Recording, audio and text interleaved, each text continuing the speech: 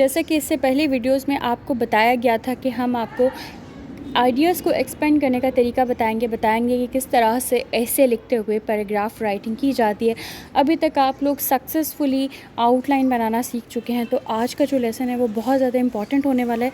क्योंकि ये जस्ट है। अगर आपको लिखना ही नहीं आता, बेसिक ऐसे में जो चीज़ है वो यही है कि आपने एक्सपेंड करना है। अगर आपको लेट से कहा जाता है that you have to write 2500 words ऐसे, हो सकता है आप कोई कंटेंट राइटर हो सकता है कि आपने CSS का एग्ज़ाम देना है, या हो सकता है कि आपने नॉर्मल स्कूल के एग्ज़ाम्स में अपीयर होना है, तो आपने किसी भी तरह के एग्ज़ाम में ऐसे लिखना है। 2500 वर्ड्स एकदम से तो आ नहीं जाते। तो अगर होता क्या है, नॉर्मली उस 2500 वर्ड के ऐसे को पूरा करने के लिए हम लोग अपनी तरफ से जो है कोई ना कोई अपनी डालते रहते हैं बातें उसमें। वो उसको रीडर को नहीं चाहिए होती, एग्ज़ामिनर को वो नहीं चाहिए होती, और वो उसके ऊपर क्या कर देता है, क्रॉस कर देता है, क्योंकि वो रीडर फ्रेंडली नहीं होता। आइडियाज़ जो होते हैं वो कोहेरेंटली जो है ऑर्गेनाइज नहीं होते हैं। तो ये जो वीडियो बनाने का मकसद यही है कि जैसे कि पहले हमने आपको बताया था कि आउटलाइन किस तरह से बनाई जाती है, किस तरह से हम मेन टॉपिक को डिवाइड कर देते हैं, ऑर्गेनाइज़ कर देते हैं डिफरेंट आइडियाज़ में। बिल्कुल उसी तरीके से उन आइडियाज़ को अब हमने डिवाइड तो कर लिया, अब उनको एक्सपेंड कैसे करना है। लेट से आपके सामने एक आउटलाइन बनी हुई है कि हमने एक impact of social media on human life, एक हमारा ऐसे लेट से, तो उसके हमने इंट्रोडक्शन बना लिया, ठीक है। उसके बाद हमने थीसिस स्टेटमेंट बना ली, पॉजिटिव इम्पैक्ट लिख लिया। फिर उसके बाद increase access to information and knowledge का क्या इम्पैक्ट है ये लिख लिया, नेगेटिव इम्पैक्ट क्या है वो लिख लिया। अच्छा, टॉपिक्स तो हम बना लेते हैं, एक टॉपिक के सब टॉपिक्स तो हम बना लेते हैं, उसी को आउटलाइनिंग कहते हैं। लेकिन अब इन सब टॉपिक्स को एक्सपेंड कैसे करना है, पैराग्राफ कैसे लिखना है, असल हुनर, असल स्किल तो यही है ना कि आप एक पैराग्राफ को लिख सकें सक्सेसफुली। एक पैराग्राफ लिखने का मतलब है कि आपको आर्ट आ गया बेसिकली लिखने का। जब आप एक पैराग्राफ लिख लेते हो तो आप फर्दर पैराग्राफ्स भी लिख सकते हो और आप एक राइटर बन सकते हो। चाहे आप एक एसेइस्ट हो या आप स्टोरी टेलर हो, आप किसी भी तरह से लिख रहे हो, राइटिंग कर रहे हो, तो आपको इन बेसिक्स को समझना बहुत ज़्यादा क्या है, ज़रूरी है। तो सबसे पहले how to write a paragraph in an English ऐसे, here are some steps you can follow. आपकी आसानी के लिए कुछ स्टेप्स में हमने इसको तोड़ दिया है। सबसे पहले, जैसे कि पहले भी जिक्र किया गया था, that you have to choose a topic sentence, ठीक है। आप लोगों को कोई भी पैराग्राफ लिखने से पहले उसका टॉपिक सेंटेंस चूज़ करना है। सिंपल सी बात है। टॉपिक सेंटेंस कहाँ से आएगा, आउटलाइन से आएगा। आउटलाइन में जो हमने सब टॉपिक्स मतलब डिसाइड किए थे, उनमें से जो सब टॉपिक होगा वो इसका टॉपिक होगा, ठीक है। और it should be the main idea of your paragraph and should clearly state what you will be discussing in the paragraph, ठीक हो गया। यानी कि जो सबसे पहली लाइन होती है वो उसका टॉपिक पैराग्राफ होगा, उसके अंदर सारी की सारी बात क्लियरली बताई जाएगी कि आगे हम चल के क्या करने वाले, कहने वाले हैं। ऐसा नहीं है कि आपने टॉपिक में कोई और बात लिखी, आगे जाके अब आप बिल्कुल अलग बात करने लगे हैं, तो इससे ये साउंड होगा कि आप बिल्कुल एक कह लें कि इमेच्योर किस्म के राइटर हैं, आपको लिखना बिल्कुल ही नहीं आता। तो आपने टॉपिक सेंटेंस में जो भी बात करनी है, जो भी प्रॉमिस करना है, उसको आगे चल के आपने फुलफ़िल करना है। तो होपफुली पहला सेंटेंस आपको क्लियर हो गया। कोई भी पैराग्राफ लिखते हुए आप इसके लिए परेशान या कन्फ्यूज़ ना हो, आपको आगे जाके एग्जाम्पल से समझाया जाएगा।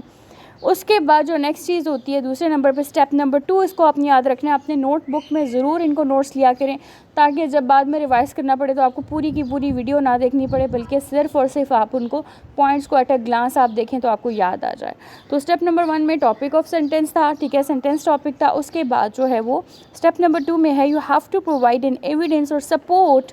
Once you have your topic sentence, you should provide evidence और सपोर्ट फॉर योर आर्ग्यूमेंट, ठीक हो गया। यानी कि अब आपने टॉपिक या टॉपिक सेंटेंस तो लिख लिया, ठीक है। अब आगे चल के उसके अंदर और क्या लिखना है, आपने एक बात तो कर लिया, उस बात के आपने जो है आर्ग्यूमेंट करना है, उसका एविडेंस या फिर सपोर्ट देना है। अगर लेट से आप किसी हक़ में बात कर रहे हैं तो क्यों उस हक़ में बात कर रहे हैं, उसका कोई सपोर्ट दें, उसका एविडेंस दें कोई, ठीक है। This could be in the form of example, statics और कोट्स। आप उसके उसमें कोट लिख सकते हैं। जैसे फॉर एग्ज़ाम्पल, एक एग्ज़ाम्पल मैं आपको दूँ, लाइक ह्यूमन वांट, जैसे एक टॉपिक सेंटेंस है कि human can not live without a society. ये मेरा एक टॉपिक सेंटेंस है कि एक इंसान माशरे के बगैर नहीं रह सकता। अब इसको प्रूफ करने के लिए मैं नेक्स्ट उसमें क्या कोटेशन डाल सकती हूँ, like Albert Einstein once said human is a social animal, ठीक हो गया। तो मैंने कोटेशन डाल दिया, तो मैंने अपनी बात को एम्पावर कर दिया, क्योंकि मैं एक आम इंसान हूँ तो मेरी बात रीडर पर इतना इम्पैक्ट नहीं करेगी, लेकिन जब कोई आइंस्टाइन का कॉल पड़ेगा तो उसके ऊपर ज़्यादा असर होगा। होपफुली अब आप इससे कनेक्ट कर पा रहे हैं इसको कि किस तरह से आपने अपनी उसको प्रूव करना है, ठीक हो गया। या जैसे अगर हम कह दें कि Pakistan is a developing country, ठीक हो गया, एंड जो भी है उसके नीचे हम कोई स्टैटिक्स लिख दें कि पाकिस्तान का शुमार दुनिया के कितने मुल्क में होता है, ठीक है। तो हमने स्टैटिक्स लिख दी तो हमें अंदाज़ा हो जाएगा कि पाकिस्तान की क्या कंडीशन हुई पड़ी है। तो होपफुली अब इस चीज़ को आप समझ पा रहे हैं कि पहले आपने एक टॉपिक सेंटेंस दे देना है, लेकिन वो एक हवा में एक तहरीर नहीं होनी चाहिए। अगले पार्ट में स्टेप नंबर 2 में आपने उसको प्रूव करना है कि आइदर आपने वो स्टेटमेंट क्यों कही थी। उसके बाद जो स्टेप नंबर 3 है, step number 3 explains, you have to explain the evidence. अब जो आपने एविडेंस दिया है उसको आपने क्या कर देना है, एक्सप्लेन कर देना है। आफ्टर प्रोवाइडिंग एविडेंस और support, it's important to explain how it relates to your topic sentence. This will help your reader understand how your evidence supports your argument. अब जो आपने एविडेंस दिया था, लेट्स से भी हमने आइंस्टाइन वाली example ली कि आइंस्टाइन ने कहा कि human is a social animal, तो अब उसको वहाँ पे रुकना नहीं है। हो सकता है कि आइंस्टाइन का नाम तो सबने सुना होगा, लेकिन ज़रूरी नहीं कि सबने वो कोट भी सुना हो। तो अब उस कोट को आपने एक्सप्लेन करके बताना है कि मैं ऐसा क्यों कह रहा हूँ, तो फिर आप उसमें फर्दर डिटेल दे सकते हैं। Because there are so many things that human can not live without humans.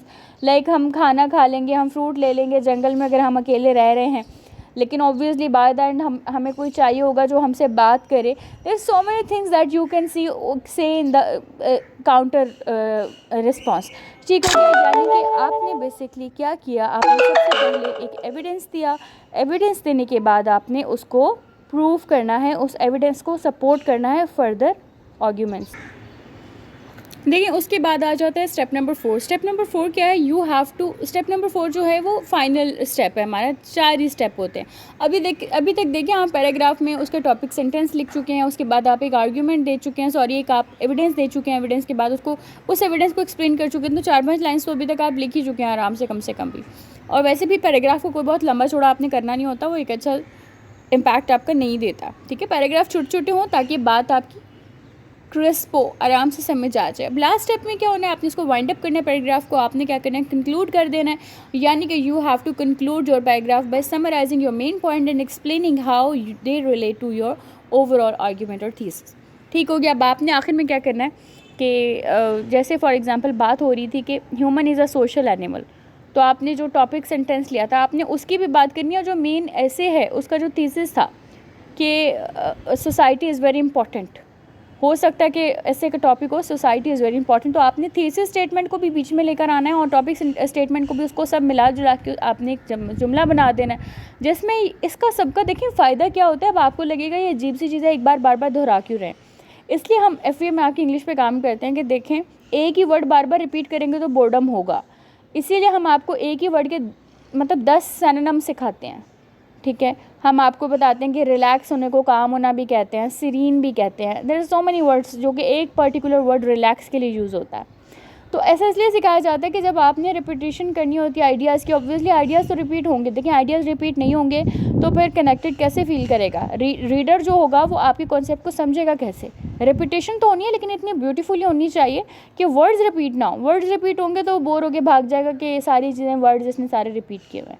आपने पहले जो बात की थी, अब आप जब वही बात दोबारा कर रहे हो, अब थीसिस को टॉपिक सेंटेंस को दोबारा कंक्लूजन में लेके आ रहे हो, तो आप बात वही करो लेकिन वर्ड्स थोड़े से सिनोनिम्स यूज़ करो थोड़ा सा उसको, ताकि वो थोड़ा इंप्रेस भी हो आपके राइटिंग स्टाइल से भी।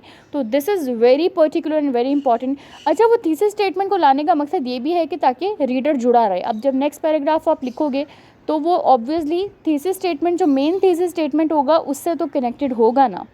तो इससे ये होता है कि जैसे आपने देखा होगा माला होती है उसमें मोती पिरोए होते हैं, तो इसी तरीके से एक ऐसे जो होता है, एक ब्यूटीफुल ऐसे की पहचान ये होती है कि मोती पिरोए होते हैं, नहीं पैराग्राफ्स पिरोए होते हैं। एक वर्ड दूसरे वर्ड से, एक सेंटेंस दूसरे सेंटेंस से जुड़ा होता है, दूसरा सेंटेंस तीसरे से, और इसी तरह से एक पैराग्राफ दूसरे पैराग्राफ से, दूसरा तीसरे से, और पूरा का पूरा ऐसे आपस में कनेक्टेड होता है। This is the reason. तो डियर स्टूडेंट्स, इस तरह से सिंपल 4 स्टेप्स को फॉलो करते हुए आप एक ब्यूटीफुली बहुत अच्छी तहरीर आप जो है एक पैराग्राफ लिख सकते हैं। एक पैराग्राफ लिखना आ गया तो आप बहुत से पैराग्राफ्स लिख सकते हैं, पूरा ऐसे आप तरतीब दे सकते हैं उसको। उसमें कोहेरेंस की जिसकी बात की जाती है, जिसको कोई भी रीडर चेक करता है, रीडेबिलिटी जो होती है, रीडर को जो चीज़ इम्प्रेस करती है वो होती है आपकी तहरीर कनेक्टेड होनी चाहिए, आपस में जुड़ी होनी चाहिए। ये नहीं कि आपके जहन में कुछ भी आया।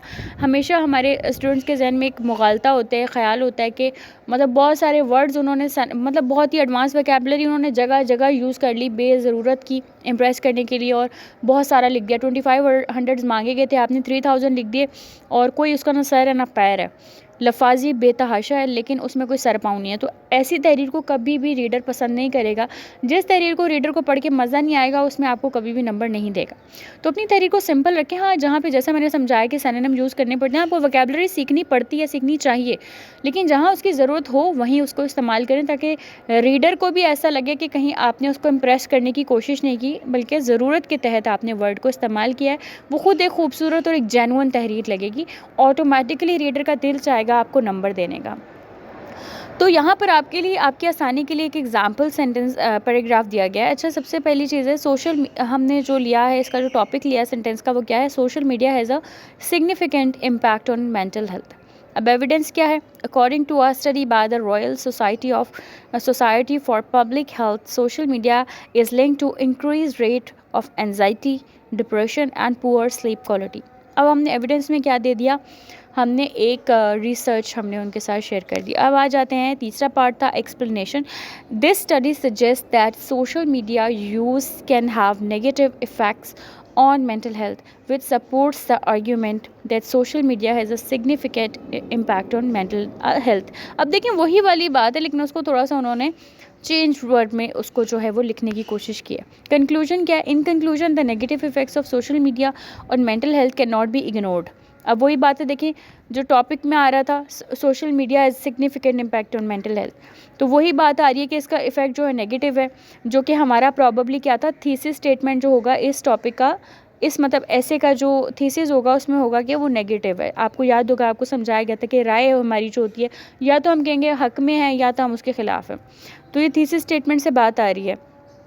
In conclusion, the negative effects of social media on mental health cannot be ignored. It is important for individuals to be aware of the potential risks of social media use and to take steps to minimize their exposure, such as limiting screen time or taking breaks from social media altogether. देखिए इस तरह से thesis statement भी इसमें मौजूद है। Main paragraph की जो सारी, वो कोई इन्होंने ऐसा नहीं किया कि नॉर्थ की बात करके साउथ की बात, मतलब साउथ दिखाना शुरू कर दिया हो। जो बात हो रही थी उसी को ज़्यादा एलेबोरेट किया गया अच्छे तरीके से। इस तरह से एक सेंटेंस हो गया, एक पैराग्राफ हो गया ख़त्म।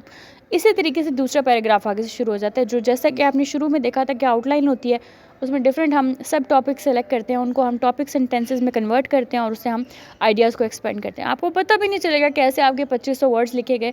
और सिर्फ वर्ड्स लफ्ज़ भर देना असल रूल नहीं होती। मजमून नवेसी का जो बेसिक रूल है वो यही होता है कि आपका एक मैच्योर ऐसे जो होता है, आपने देखा होगा CSS में जो बच्चे स्टूडेंट्स पास नहीं हो पाते, 1% रेशो में स्टूडेंट सिर्फ ऐसे में पास होते हैं। रीज़न ये है क्योंकि हम सोचते ही बहुत कंफ्यूजिंग वे में है, हमारी थॉट्स ही काफ़ी कंफ्यूज्ड होती हैं। जब हम क्लियरली सोचते नहीं हैं तो हम ऑर्गेनाइज वे में सोचते नहीं हैं, तो ऑर्गेनाइज वे में लिखते भी नहीं हैं। जैसा हम सोचते हैं उल्टा सीधा वैसे ही हम भर देते हैं। अब रीडर को बिल्कुल इंटरेस्ट कतई ही नहीं होता, वो काट के 0 नंबर दे देता है। हमें लगता है हमने तो बड़ी आलीशान वोकैबुलरी लिखी थी, सारा कुछ किया था, फिर भी हमें नहीं मिले मार्क्स, तो हमारे साथ चीटिंग हो गई है। वो ये नहीं होता। अब आपको समझ आएगी what is the science behind writing a perfect ऐसे। होपफुली ऐसे सीरीज़ आपको बहुत अच्छी लगी, आपने बहुत अच्छा सीखा।